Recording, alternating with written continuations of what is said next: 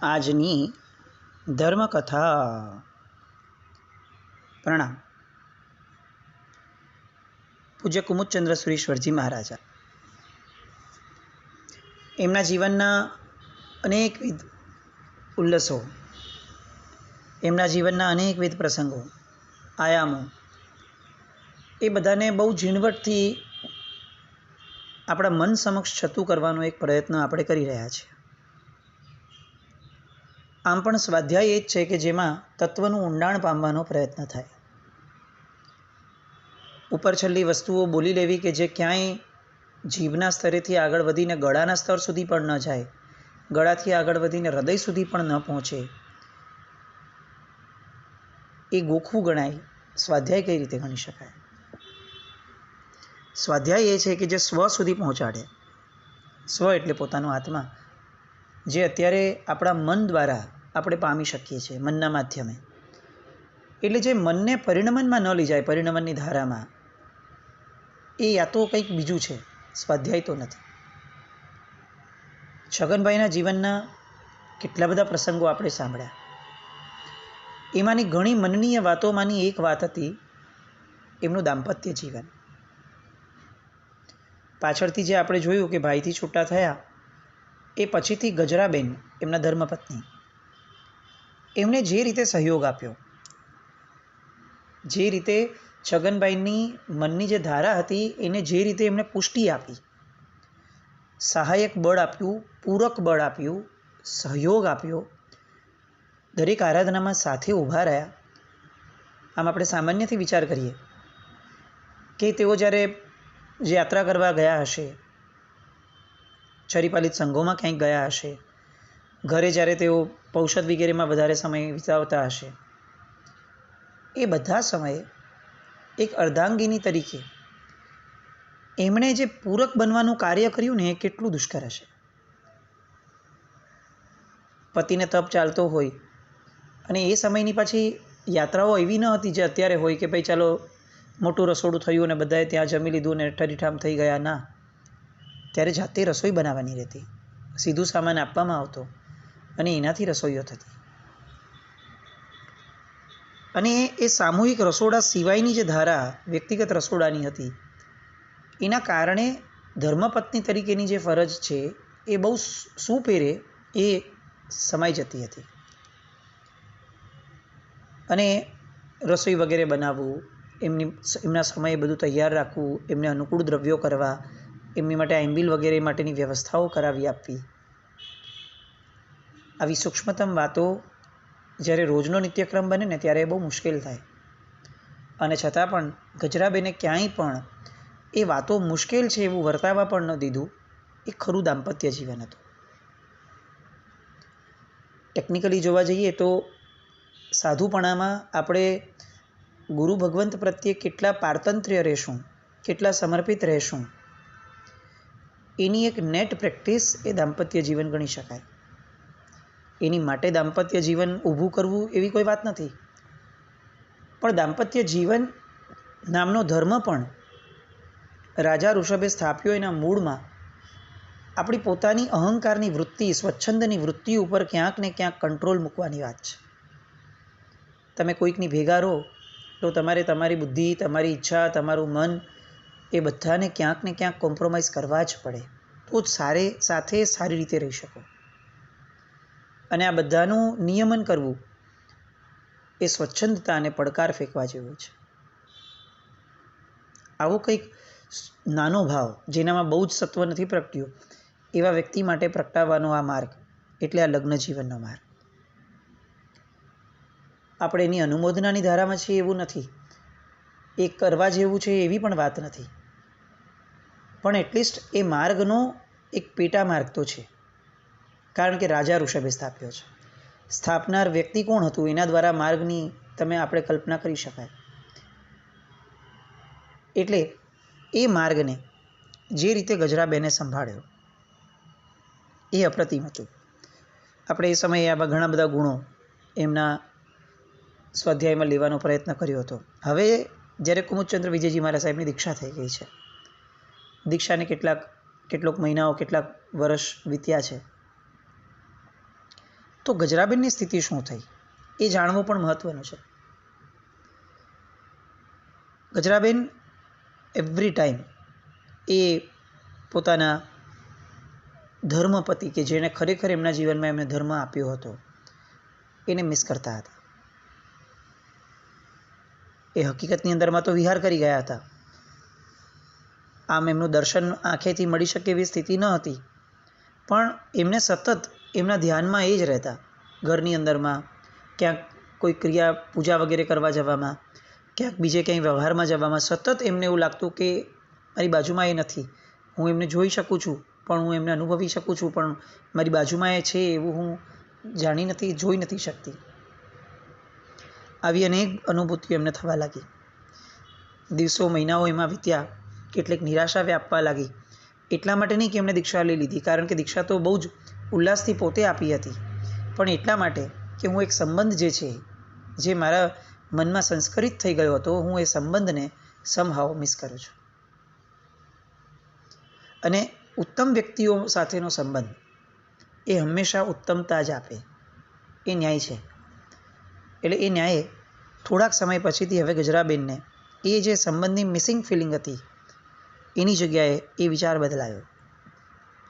શું સંસારના સંબંધો આટલા બધા ફટક્યા હોય? ગઈકાલ સુધી જેની સાથે વર્ષો વિતાવ્યા, સુખ દુઃખ બંનેમાં સાથ નિભાવ્યો, એ પછી એ વ્યક્તિ આજે વાત કરવા પણ રાજી ન થાય. આ કેવું? અને પછી ધીરે ધીરે ધીરે જેમ મરુદેવા માતાને અનિત્ય ભાવના, અશરણ ભાવના, આવી અનેક ભાવનાઓ સહજ રીતે પ્રગટી હતી, એમ ગજરાબેનને એવું કંઈક એમને પણ સ્ફૂરતું ગયું. અને ધીરે ધીરે એ વાતમાંથી આગળ વધતા વધતા એમનો વિચાર દ્રઢ થયો કે હું થાપ ખાઈ ગઈ છું. એમણે તો જતાં પહેલાં પણ મને વારંવાર સમજાવ્યું હતું કે જુઓ, સંસારનું સ્વરૂપ બહુ વિષમ છે. સંસારના સુખો એ માત્ર ભ્રમણા છે. સાધના કરવી હોય તો સંયમ દ્વારા જ પામી શકાય. આત્મિક આનંદ એ જ વાસ્તવિક આનંદ છે, બીજા બધા તો ફક્ત ભ્રમ છે. આવું એમણે કેટલી બધી વાર સમજાવવાની મથામણ કરી હતી. એવું ન હતું કે હું સમજી ન હતી. હું સમજી હતી, મેં સ્વીકાર્યું હતું આ બધું, એટલે જ તો મેં એમને પણ રજા આપી કે બરાબર છે, તમે દીક્ષા લઈ લો, કારણ કે ખરેખર આ માર્ગ જ લેવા જેવો છે. પણ હવે મને એ ભૂલ મારી સમજાય છે કે મારે પણ એમના પગલે પગલે એ આત્મસુખનો ઉપભોગનો જે માર્ગ છે એમાં ભાગીદાર બનીને નીકળવું જોઈતું હતું. મારી અંદરનો રહેલો પ્રમાદ, મારી કોઈક આસક્તિ, મારો ભય કે હું આવું સંયમ નહીં પાડી શકું કદાચ, એ બધાના કારણે હું ચૂકી ગઈ. પણ હવે શું? ભૂતકાળ તો મારા હાથમાં ન હતો, વર્તમાન તો છે મારા હાથમાં. ભલે મોડું થયું, પણ હું એમના માર્ગે ચાલીશ. સંસારની ઝંઝાળો છૂટી જશે, પછીથી એમનો માર્ગ શું છે એ સમજાશે, અને એ જેમને સમર્પિત થયા છે એ પરમાત્માના માર્ગને હું એમના માધ્યમે પામી શકીશ. ગજરાબેને ઘરમાં રહીને આ વિચારોને બહુ ઘૂંટ્યા. પોતાના મનોભાવોને બહુ ગંભીર અને સ્પષ્ટ બનાવડાવ્યા. અને પછી 1997 સંવત એનું ચોમાસું. એ ચોમાસામાં ઉપડ્યા પોતે વલસાડ. ત્યાં જઈને આચાર્ય ભગવંતને વિનંતી કરી કે સાહેબ, હવે મને પણ દીક્ષા આપો. હું મોડી પડી છું, પણ હવે મારે વધારે મોડું નથી કરવું, મને જટ દીક્ષા આપો. એમને એમ તો કંઈ દીક્ષા અપાય એવું એ સમય હતો નહીં. એટલે આચાર્ય ભગવંતે એમની મનોદશાની, મનોભાવનાની એ ચકાસણી કરી. અલગ અલગ પ્રકારના પ્રશ્નો પૂછ્યા, અલગ અલગ આદર્શોની વાત કરીને એમાંથી એમના મુખના ભાવ દ્વારા એમનો મનોભાવ સ્પષ્ટ કરવાનો પ્રયત્ન કર્યો. ક્યાંય આ વ્યક્તિ મોહના કારણે કે વ્યક્તિની ઘેલછાના કારણે, આ દુઃખજન્ય વૈરાગ્યના કારણે તો દીક્ષાનો ભાવ નથી ને, એ એમણે મેકશ્યોર કર્યું. કારણ કે એ આચાર્ય ભગવંતોની પરંપરા જે ઉજ્જવળ શાસન સમ્રાટની હતી, બહુ તત્વસભર પરંપરા. ક્યાંય કોઈ નબળી વસ્તુઓ કે નબળા વ્યક્તિને બહુ જ સબળા માર્ગની અંદરમાં લઈ અને આ માર્ગને કંઈક અંશે કલુષિત કરવાનો પ્રયત્ન, એ તો એ વિચારણામાં પણ ન હોય. એમને પ્રતીતિ પણ થઈ આચાર્ય ભગવંતને કે આમના પરિણામ તો નિર્મળ છે. સંસારની કોઈ વાસનાથી દોરવાઈ અને પછીથી એ દીક્ષાની વાત કરે છે એવું નથી. એમના પતિ પ્રત્યેના મોહના કારણે જ દીક્ષાની વાત કરે છે એવું નથી. સાચી સમજણ છે એવું એમને લાગ્યું, પણ છતાં એમને એમ થયું કે આ કદાચ ઉછાળો પણ હોઈ શકે. એટલે આચાર્ય ભગવંતે એમને ના ન પાડી, પણ હા પણ ન પાડી. ગજરાબેન પાછા વળ્યા ઘરે, પણ પાછા વળે એમ થોડી હતા. એ જ ચોમાસામાં 4-5 વખત આવ્યા આચાર્ય ભગવંત પાસે.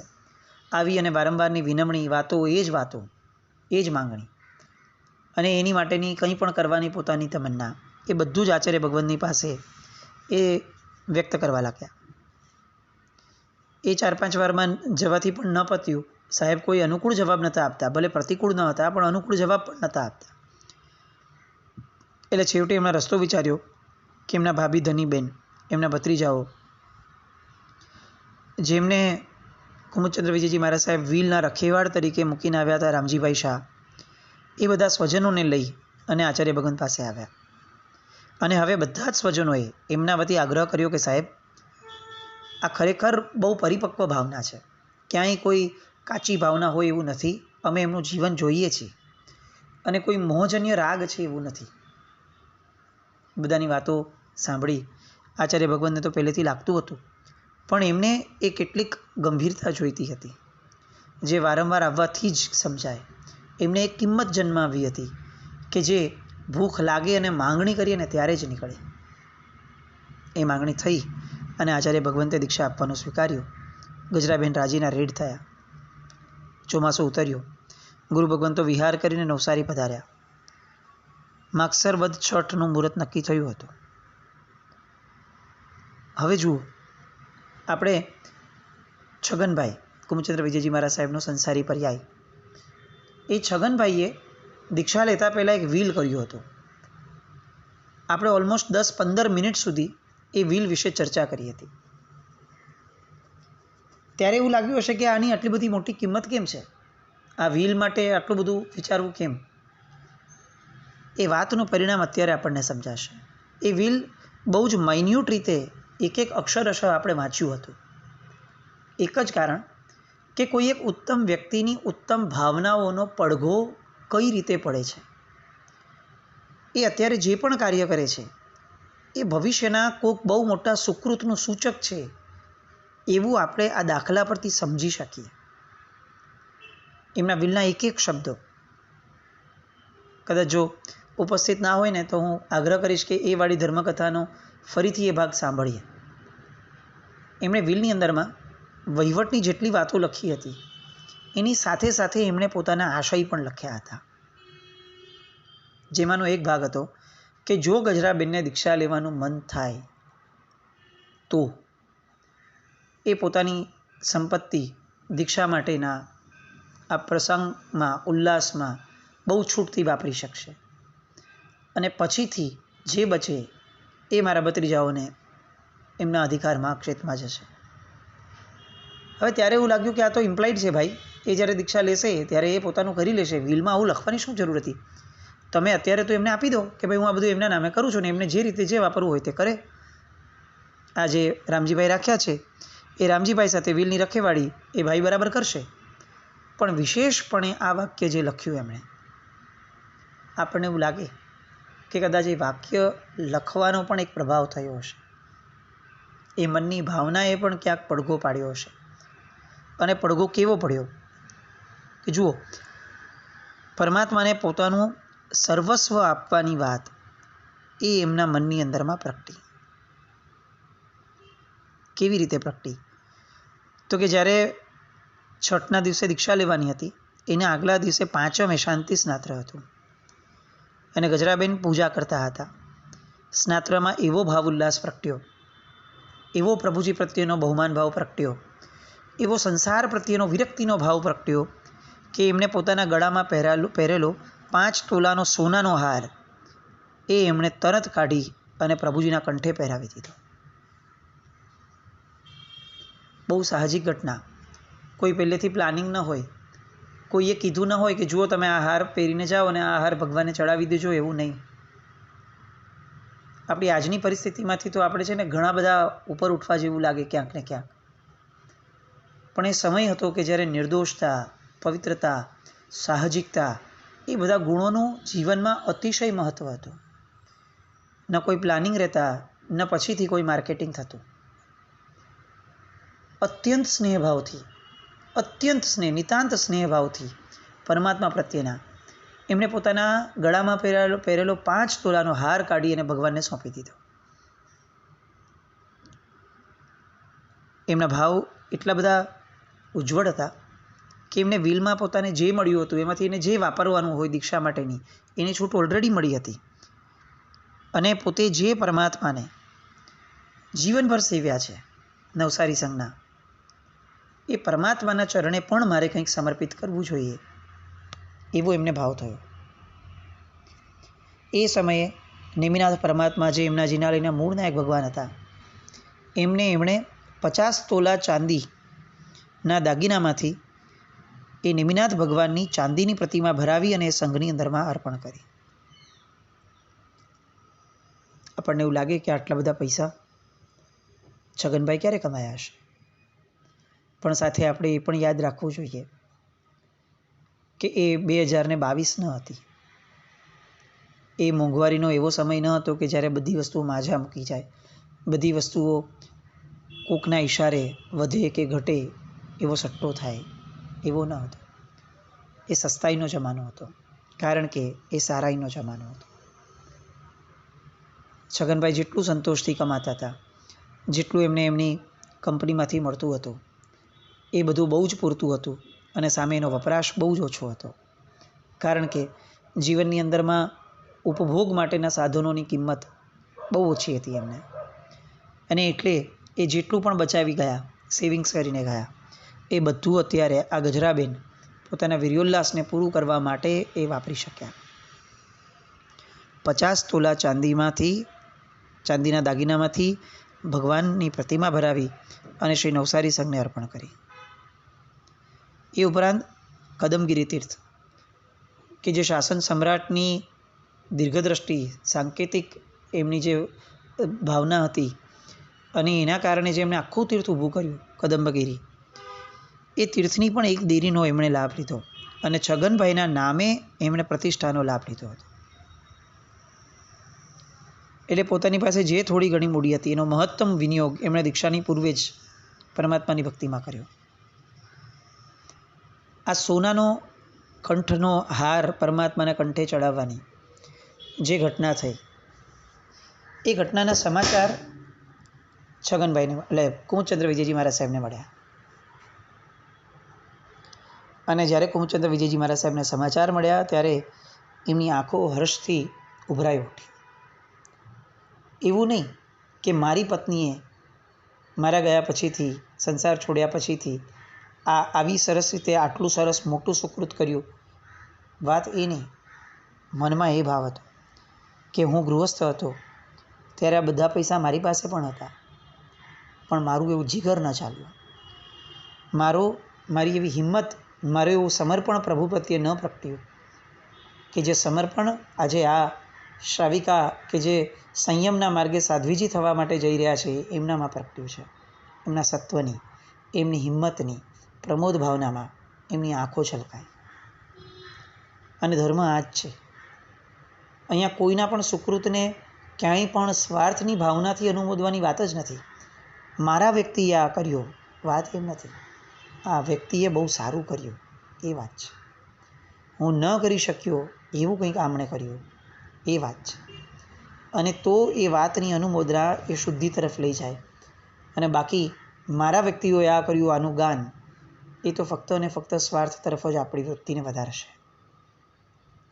પૂજ્ય કુમુદચંદ્ર વિજયજી મહારાજે આ નિતાંત અનુમોદનાના ભાવથી ગજરાબેનના સુકૃતની ભરપૂર અનુમોદના કરી. વદ છઠનો દિવસ આવ્યો. ધામધૂમથી ગજરાબેનની દીક્ષા થઈ. શાસન સમ્રાટ સમુદાયના આજ્ઞાનુવર્તી સાધ્વીજી શ્રીગુણ શ્રીજી મહારાજ સાહેબ, એમના શિષ્યા તરીકે સાધ્વીજી શ્રી સૂર્યપ્રભાશ્રીજી મહારાજ સાહેબ, એ નામ એમને પ્રસ્થાપિત કરાવવામાં આવ્યું. એમની વડી દીક્ષા થઈ ફાગણ સુદ ત્રીજના દિવસે ગોધરા ગામની અંદરમાં દીક્ષા તો લઈ લીધી, કારણ કે દીક્ષા માટેનો આદર્શ બહુ જ મોટો હતો. પણ હવેનું દીક્ષા જીવન સરળ ન હતું, કારણ કે જેમને આદર્શ માન્યા છે, જેમને જીવનભર સાથે આદર્શ તરીકે રાખ્યા હતા, એ વ્યક્તિ સાથેનો પરિચય તો હવે મિનિમમ કરતાં પણ મિનિમમ કદાચ થાય, અને એ પણ અકસ્માતે ક્યારેક જ થાય, કોઈ પ્લાનિંગથી ન થાય એવું આ જીવન. પોતે એક ઉંમર પછી દીક્ષા લીધી છે, હવે કરવું શું એ પ્રશ્ન બહુ મોટો થાય. છગનભાઈ જ્યારે કુમુદચંદ્ર વિજયજી મહારાજ સાહેબ બન્યા ત્યારે પણ એમની એક ઉંમર હતી, પણ આ કુમુદચંદ્ર વિજયજી મહારાજ સાહેબની અંદરમાં તો તપશ્ચર્યાનો યોગ એટલો પ્રબળ હતો કે એમના જીવનમાં ક્યાંક ને ક્યાંક શુભતા એની શ્રેષ્ઠતાએ પહોંચવાની શક્યતા બહુ જ ઉજ્જવળ હતી. અહીંયા તો આમ જોવા જઈએ તો સૂર્યપ્રભાસિંહજી મહારાજ સાહેબના જીવનની અંદરમાં એવો કોઈ ગુણ બહુ વિશેષપણે અત્યાર સુધી ગજરાબેનના પર્યાયમાં વિકસ્યો જ ન હતો. તો હવે એમનું આ જીવન કઈ દિશા તરફ એમને લઈ જશે, અને એ કયા યોગની અંદરમાં આગળ વધ્યા કે જેના કારણે આજે પણ શાસન સમ્રાટ સમુદાયના પવિત્રતમ સાધ્વીજી ભગવંતોની અંદરમાં, પ્રાતઃસ્મરણીય સાધ્વીજી ભગવંતોના નામની અંદરમાં એમની ગુણગાન, એમની ગુણગાથા ગવાય છે. એ યોગની અંદરમાં એમનું વર્તવાપણું એને સંવેદવા. ફરી પાછા મળીએ. જીનાજ્ઞાવ્રત કંઈ પણ બોલાયું હોય તો મિચ્છામિ દુક્કડમ. જૈનમ જય અતિશાસન.